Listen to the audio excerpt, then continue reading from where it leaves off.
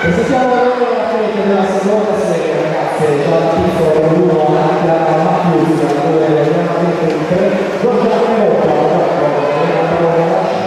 Mauro Salvatore, Martina Pezzotto, passaggio ai 100 metri con dalla corsa 1,56 per 1,13 suoi secondi 50 metri in questa gara di 200 corso al secondo al primo della divisione proprio dei criteri appuntamento principale per la categoria ragazzi per la selezione per gli appuntamenti internazionali per la Coppa di Kenya.